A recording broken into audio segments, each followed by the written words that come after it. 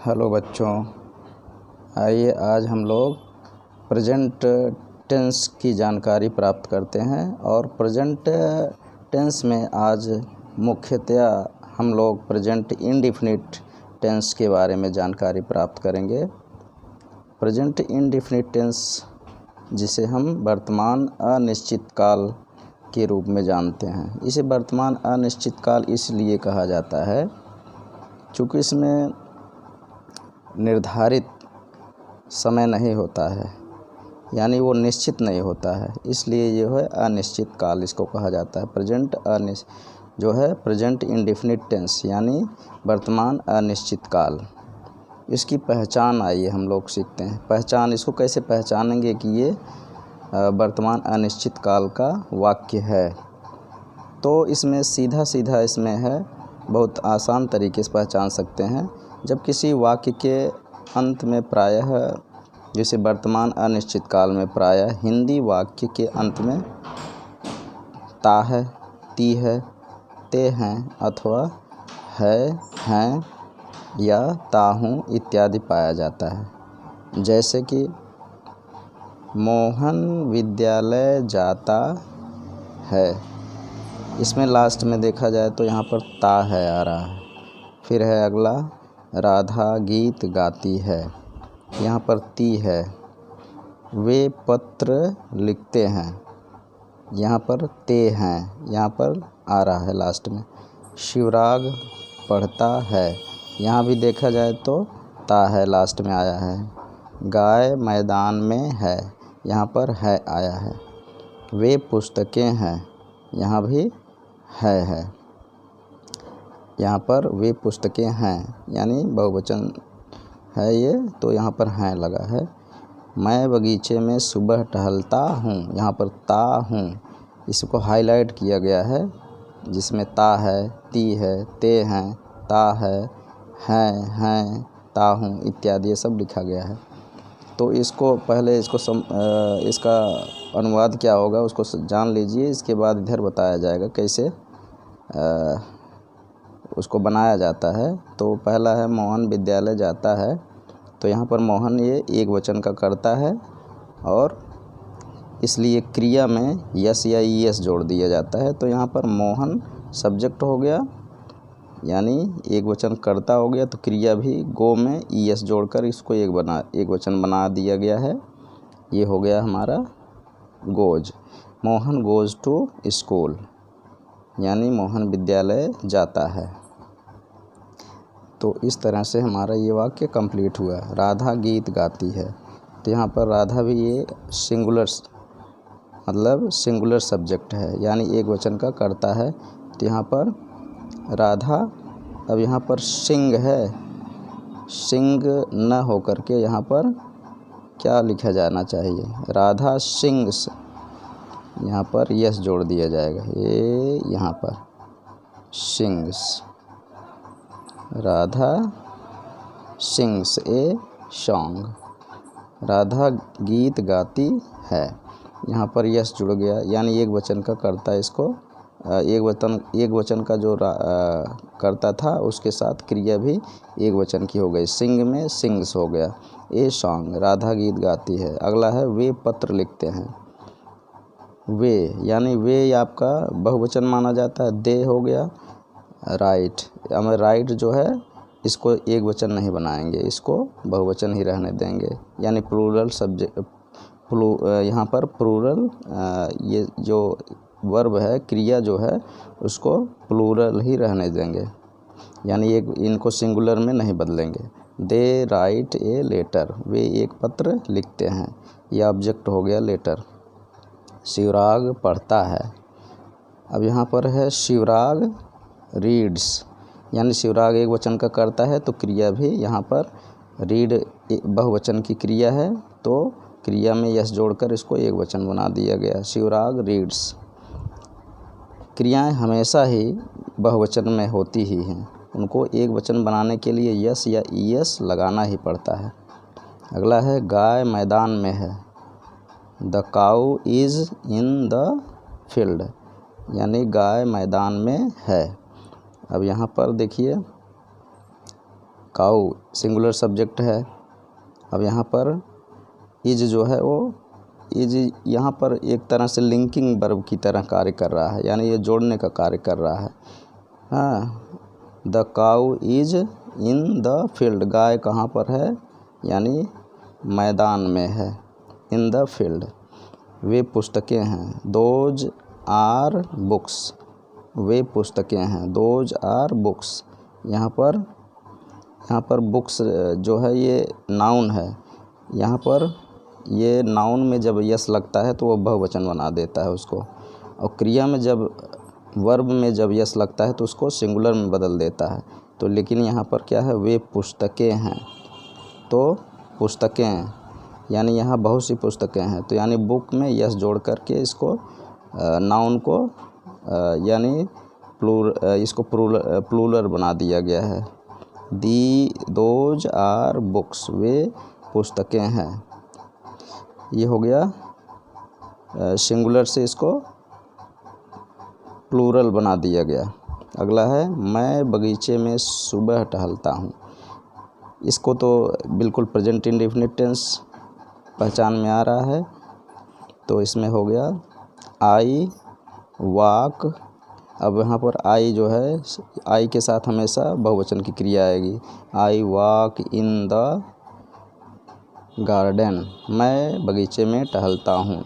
कब टहलते हैं, इन मॉर्निंग यानी सुबह, यानी प्रभात में, सुबह के time. I walk in the morning. अगला है all above sentences are affirmative, यानी सभी वाक्य जो ऊपर के हैं वे स्वीकारात्मक वाक्य हैं, यानी ये नकारात्मक वाक्य नहीं हैं। उपरोक्त सभी वाक्य स्वीकारात्मक हैं। आइए अब ये जो हमने ये ट्रांसलेशन किया इसको हिंदी में, यानी हिंदी से अंग्रेजी में बनाया, उसको कैसे बनाते हैं उसको सीखने के लिए आइए इधर सीखते हैं इस साइड में। तो kinds of present indefinite tense, वर्तमान अनिश्चित काल के जो प्रकार होते हैं उसके प्रकार के बारे में बताते हुए चलेंगे। वर्तमान अनिश्चित काल के भेद में आपका मतलब ये सेंटेंस जो होते हैं वर्तमान अनिश्चित काल में कैसे कैसे होते हैं उसके बारे में बताया गया है। ये है आपका पहला है अफर्मेटिव सेंटेंस, यानी स्वीकारात्मक वाक्य। अफर का मतलब स्वीकार किया जाता है, इसमें कोई निगेशन नहीं होता, मतलब निगेटिव बातें नहीं, मतलब नॉट का वो यूज़ नहीं किया जाएगा। अफर्मेटिव सेंटेंस, इसको असर्टिव भी बोला जाता है। जैसे इसमें होता है सेंटेंस, यहाँ पर सबसे पहले सब्जेक्ट लिखेंगे SUB, यानी पूरा फुल फॉर्म इसका सब्जेक्ट होगा, SUB लिख कर छोड़ दिया गया सब। फिर इसके बाद है वर्ब का फर्स्ट फॉर्म लगेगा, फिर यस या ES लगाएंगे, यानी वर्ब में यानी क्रिया में यस या ES लगाकर उसको एक वचन बनाएंगे। फिर है प्लस ऑब्जेक्ट, यानी जो ऑब्जेक्ट होगा उसको लास्ट में रख देंगे, ऑब्जेक्ट अथवा कॉम्प्लीमेंट जो भी हो उसको रख देंगे यहाँ पर। जैसे मोहन विद्यालय जाता है, यहाँ पर मोहन सिंगुलर सब्जेक्ट है, एक वचन का करता है, और जाना एक क्रिया है, तो जाने की अंग्रेजी होती है गो, तो गो में ES जुड़ता है, तो मोहन गो ना होकर मोहन गोज हो जाएगा। यानी इस हमेशा हमने बताया है कि क्रियाएं हमेशा बहुवचन में होती हैं, उनको एक वचन में बनाने के लिए यस या ES लगाना ही पड़ता है। तो यहाँ पर गो में ES लगाकर उसको एक वचन बना दिया गया, और मोहन के साथ, मोहन सब्जेक्ट के साथ उसको रख दिया गया। Mohan goes to school, Mohan विद्यालय जाता है। अगला है दूसरा सेंटेंस। इसी तरह से अन्य वाक्यों को आप बना सकते हो, इसी सेंटेंस जो सब्जेक्ट प्लस वर्ब का फर्स्ट फॉर्म में यस या ES फिर ऑब्जेक्ट, इस तरह से बना सकते हैं। अगला है नेगेटिव, इसका कैसे बनाया जाएगा।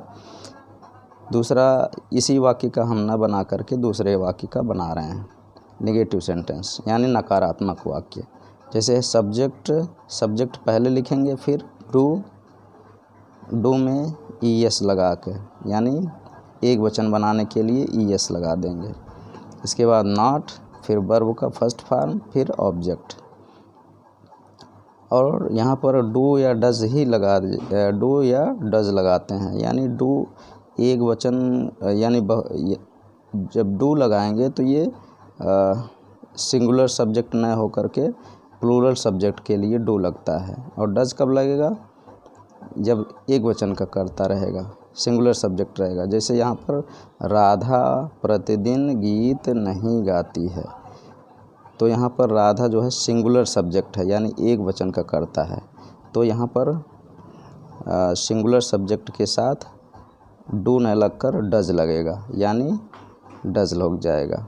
फिर इसके बाद नॉट लगेगा, फिर वर्ब का फर्स्ट फॉर्म लगेगा, फिर अंत में ऑब्जेक्ट लग जाएगा।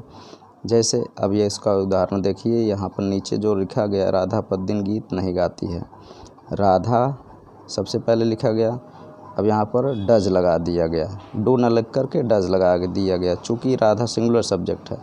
इसके बाद नॉट लगा दिया गया, फिर सिंग, यानी यहाँ पर क्रिया जो है इसको आपको एक वचन बनाने की ज़रूरत नहीं है। इससे डज से क्लियर हो जाता है कि यह एक वचन यानी एक वचन का कर्ता ही है यहाँ पर। तो उसके साथ यहाँ पर सिंग में सिंग्स ना करके केवल यहाँ डज से पहचान हो जाएगी। Radha does not sing a song, और यहाँ पर प्रतिदिन के लिए डेली लगा दिया गया। अगला है इंट्रोगेटिव सेंटेंस। इंट्रोगेटिव का मतलब होता है प्रश्नवाचक, और सेंटेंस का मतलब वाक्य, यानी प्रश्नवाचक वाक्य। अब इसमें प्रश्न बनाए जाते हैं। डू के लिए डू या डज लगाया जाएगा। डू के लिए क्या होगा? डू ये जो है बहुवचन के लिए लगेगा, और सिंगुलर के लिए ईएस लगेगा।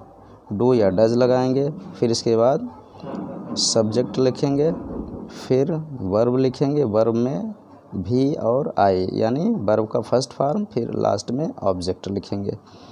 तो इसमें क्या होता है कि जैसे यहाँ पर पहला है, क्या शिखा फूल तोड़ती है, यानी प्रश्न पूछा जा रहा है। तो जब प्रश्नवाचक वाक्य प्रारंभ में हो तो यहाँ पर डज से यानी एक वचन का सब्जेक्ट है शिखा, तो यहाँ पर डज से शुरू करेंगे, ना कि डू से।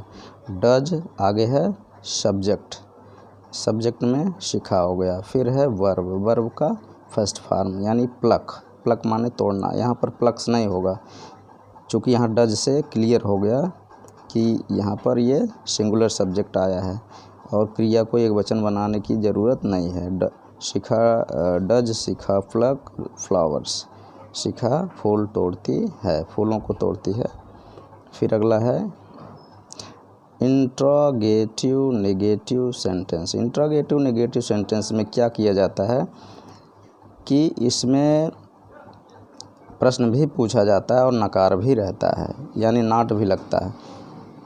तो इसमें आपको पहले हम सब्जेक्ट न लिख करके डू या डज लिखेंगे, फिर सब्जेक्ट लिखेंगे, फिर नॉट लिखेंगे, नॉट के बाद वर्ब का फर्स्ट फॉर्म लिख देंगे यहाँ पर, और लास्ट में ऑब्जेक्ट लिखेंगे और क्वेश्चन वाला वर्ड लिखेंगे।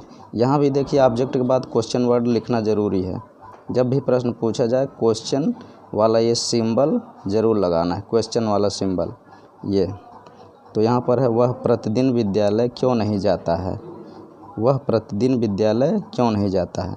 अब अगर क्वेश्चनिंग वर्ड बीच में आता है, यहाँ पर QW लिखा हूँ ना, इसका मतलब होता है क्वेश्चनिंग वर्ड, यानी क्वेश्चन पूछने वाला शब्द। जब ये बीच में आता है तो उसकी इंग्लिश पहले ही लिख ली जाती है। वह प्रतिदिन विद्यालय क्यों, यहाँ क्यों यानी वाई शब्द को पहले लिखेंगे, इसके बाद है डू या डज लगाएंगे, यानी अगर एक वचन का कर्ता है तो डू लगाएंगे, अन्यथा डज लगाएंगे। वाई डज, आगे है सब्जेक्ट ही, इसके बाद नॉट यानी नेगेटिव सेंटेंस है, नॉट लगाएंगे, फिर वर्ब का फर्स्ट फॉर्म गो, फिर कहाँ जा रहा है, कहाँ जाता है, टू स्कूल विद्यालय। Why does he not go to school. इस तरह से आपका सेंटेंस यहाँ पर बन जाता है। तो इसी सेंटेंस पैटर्न पर आप लोग इस वाक्यों को भी बना सकते हैं। तो आज आपके लिए इतना ही पर्याप्त है, और इस पर आप अभ्यास करें आप सभी। तो इस तरह से अगर ये समझ में आया हो तो इसको लाइक, शेयर और सब्सक्राइब करें। धन्यवाद।